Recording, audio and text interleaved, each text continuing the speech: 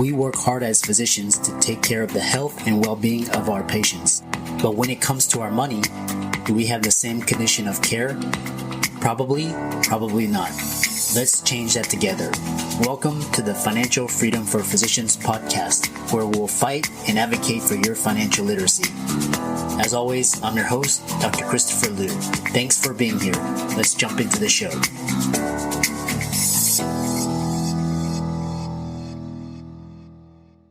This week's episode is sponsored by CityVest. CityVest has quickly become the most popular and best way for doctors to invest in top-performing real estate private equity funds that are usually reserved for institutional investors. This unique access to investing in these institutional funds is available for the first time ever through CityVest's easy and secure online investment platform. CityVest does the hard work of conducting due diligence and vetting the investments. They even get a third-party due diligence report that is posted on their website. As a result of aggregating a several million-dollar investment amount into their access funds, CityVest gains access to investing in the institutional investment and is able to negotiate better investment terms such as a 12% preferred return. You can check them out at cityvest.com or go to the link in the show notes below. So welcome everybody to this week's podcast episode for the Financial Freedom for Physicians podcast. I'm your host, Dr. Christopher Liu. And as you know, I talk about 4 pillars of freedom: financial, time, location, emotional freedom. And my mission is to bring you the best guests, the best content, and the people that are doing things on the cutting edge to help you get started, grow and scale and amplify your efforts and your freedom. So in that light, I have Pamela Wilson, and she's really an expert in coaching people how to build profitable online businesses. So her particular expertise is in really people that are looking to make real money and real profits from their businesses. So it's going to be it's going to be a great conversation. And I'll let Pamela introduce herself. So Pamela, welcome. Thank you so much. I'm really excited to be here and to talk to this audience in particular, because the people I help are really experts and experts who have something that they could bring into the online space. And they don't have a lot of time, and they don't want to waste the time they have pursuing things that won't actually make them money. So one of the things that I do is to help them figure out a way that they can take that expertise that they've worked so hard to acquire and turn it into something that they can sell online that generates really great revenue for them. Yeah, I love that. And really, especially for physicians and high income earners, it's all about return on time, making sure that, you can scale your time and scale your efforts and, eventually replace your job or your income. So, what's really interesting is we have, three main ideas. The first is how to use your expertise to make money online. And we can go from there, get us started, tell us more about that. Yeah. So, I'll tell you what not to do because I did this at first as well. When you come online, you see a lot of people saying, oh, you have to create like a low priced offer and then a medium priced offer and then a high priced offer. And then you move people through this process of buying all these products like in order. And in my experience, human beings don't behave that way. They have a problem they want to solve and they're looking for a solution. And if their problem is painful enough and challenging enough, they don't want to buy a $17 solution. They are willing to pay real money to actually get the problem solved.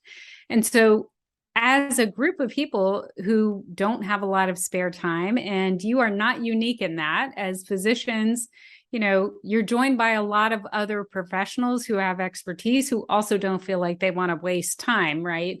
And so what I recommend is that you take that expertise and invest a little extra effort to create a higher value offer. And in the online space, you hear a lot of people talking about high ticket offers.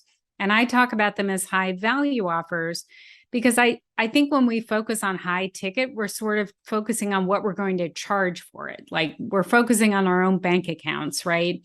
And I think that it will have more impact if you focus on the value that you're going to deliver to the people that you're helping with this offer.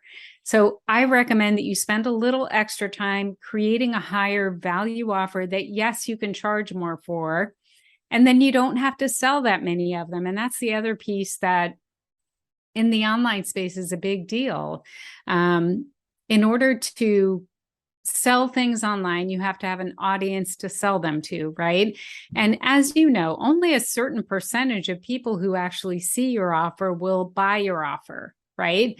And so if you sell a less expensive offer, you have to develop a huge audience to put that offer in front of.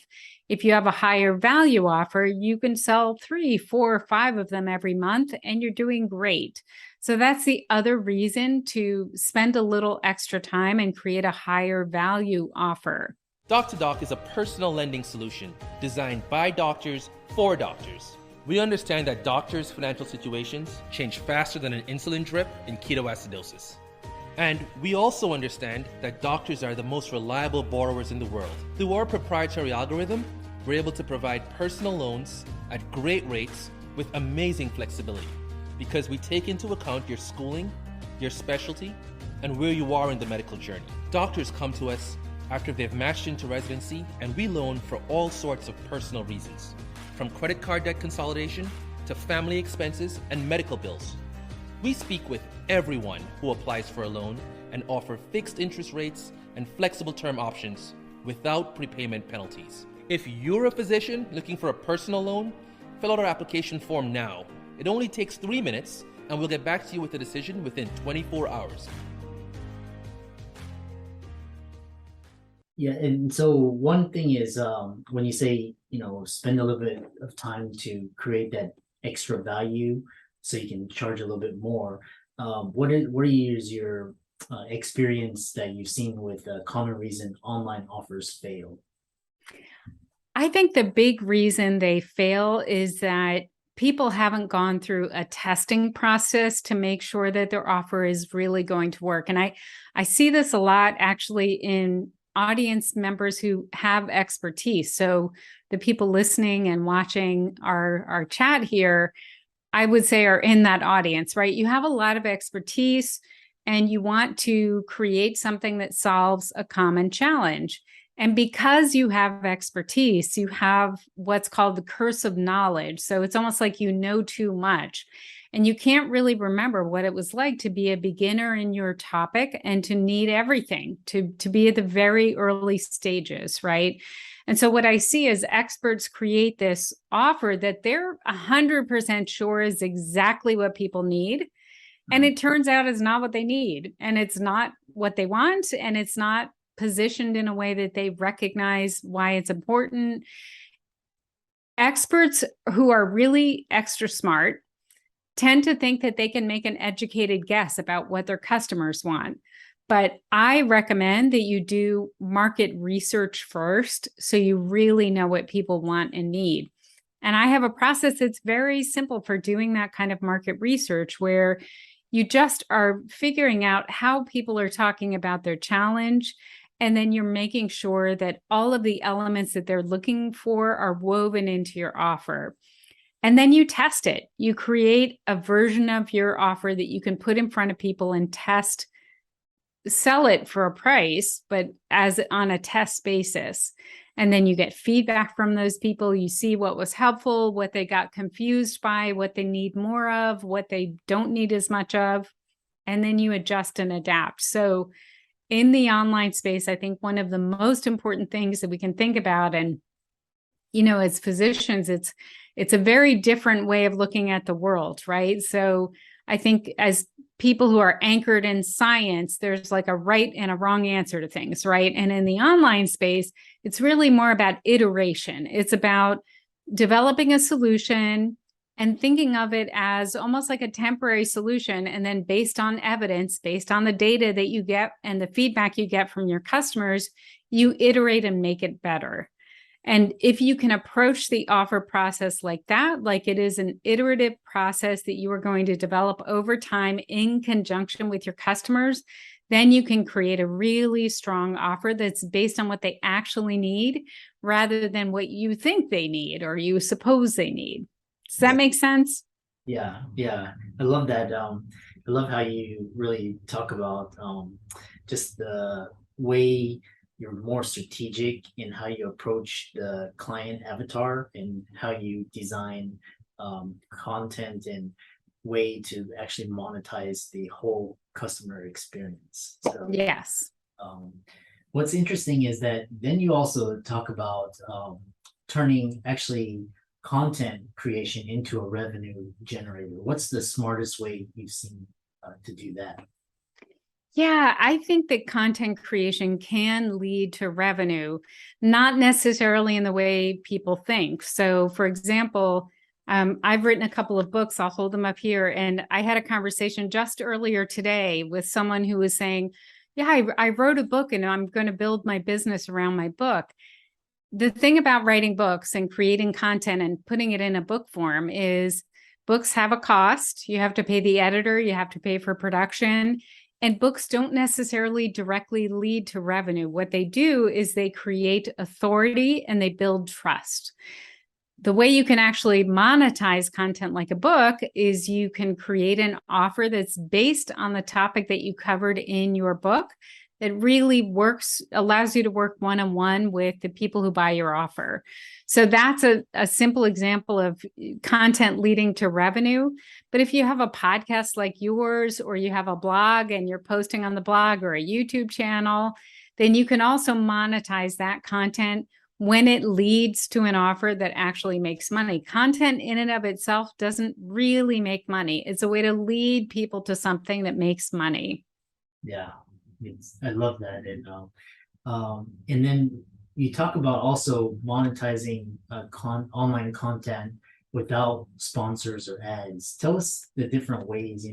I know you can do sponsors, you can add the ad, you can affiliates, you can sell your own courses, products. Tell us more about monetizing online content without sponsors or ads. Yeah.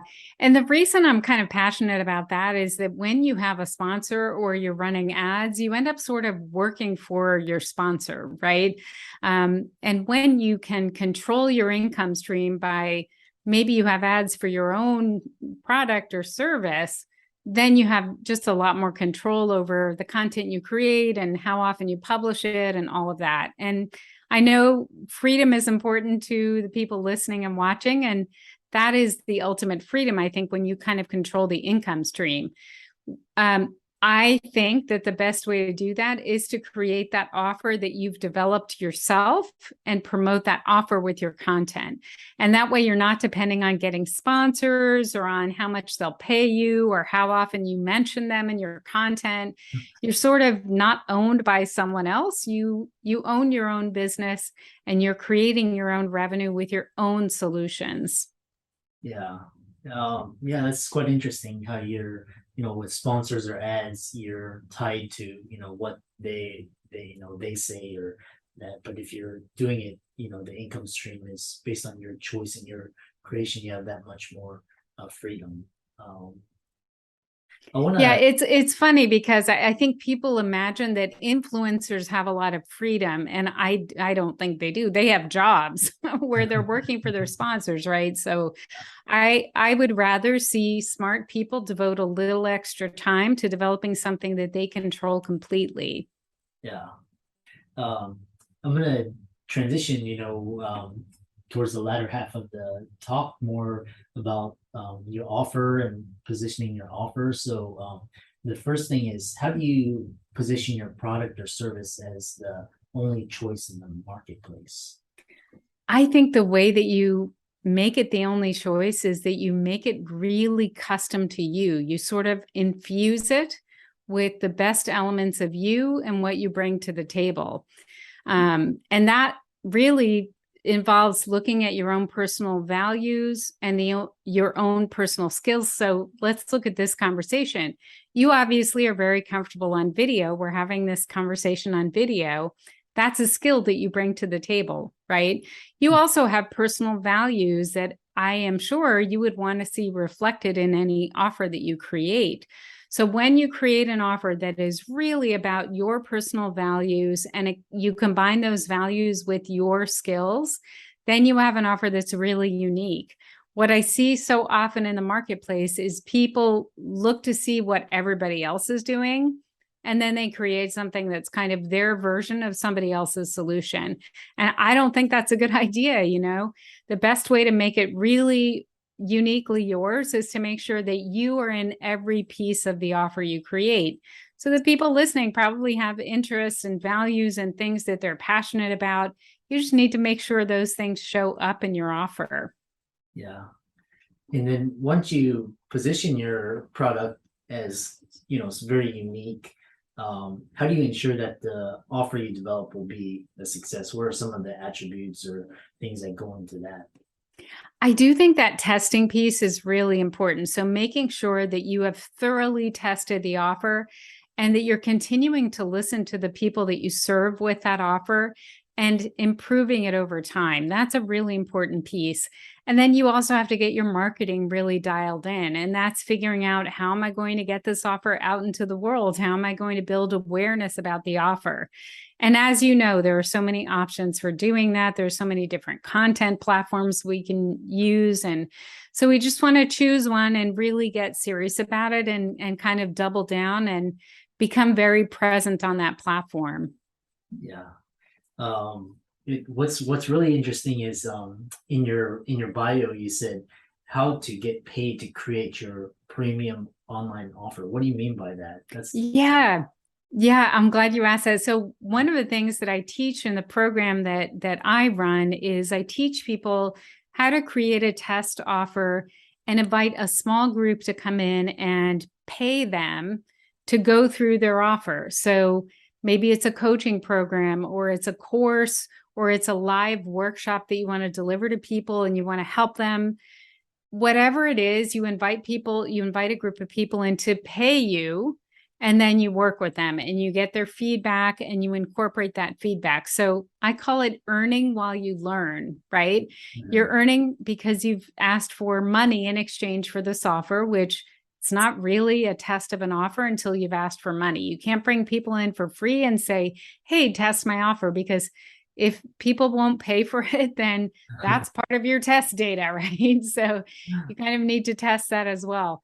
But it's working in conjunction with those customers who are testing your offer and getting paid it's almost like a paid focus group, right? Yeah.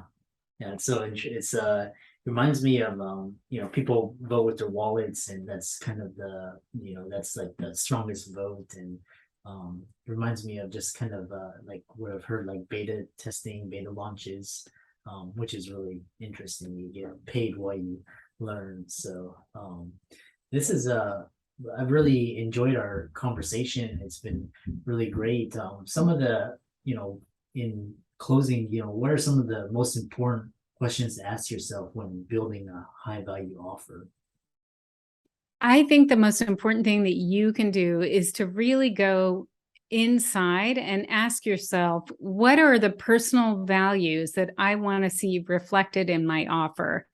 At this stage in life, when you're a professional and you've been doing it for a while, you've got values, you've got things that are important to you. And it's just important to pause, put on blinders, stop looking at what everybody else is doing on the internet, and really think about how you want yourself reflected in that offer. I think that's the most important thing you can do when you're starting out. Yeah.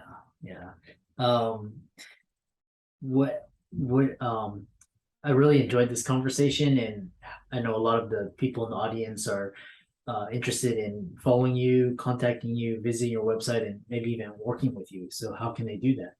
Oh, thank you. The best way to find me is at my website, PamelaWilson.com. Very easy. I bought my URL last year, so it's easy to find me now, PamelaWilson.com. And my program is called Offer Accelerator, and they can see that right on the homepage. They can get a link to go and find out more about it. I'd love to work with anybody listening or watching. you are the exact kind of person that I work with. People who have expertise, who are ready to transition to earning money in the online space. That's exactly the kind of person I love to work with. So if you're interested, check it out on the page and reach out. I'd love to work with you. Yeah. And for all of the audience and listeners out there, Pamela's links and resources will be in the show notes. And so, Pamela, it's been a great conversation, really enlightening, really kind of, you distill it to the cream of the crop, as opposed to, the majority you're working with the very best. So thanks so much. And we look forward to hearing about your future success. Thank you so much. Thanks for the invite. I'm excited that you made it for another episode. You are truly the best. If you've been following the show for a while, you know that my passion is to bring you the education you need to find your path to financial freedom. Please come back week after week for new content, new resources, and great guests. Until then, if you haven't already, please be sure to check out the website, www.drchrislumdphd.com for more support. I'll see you next week.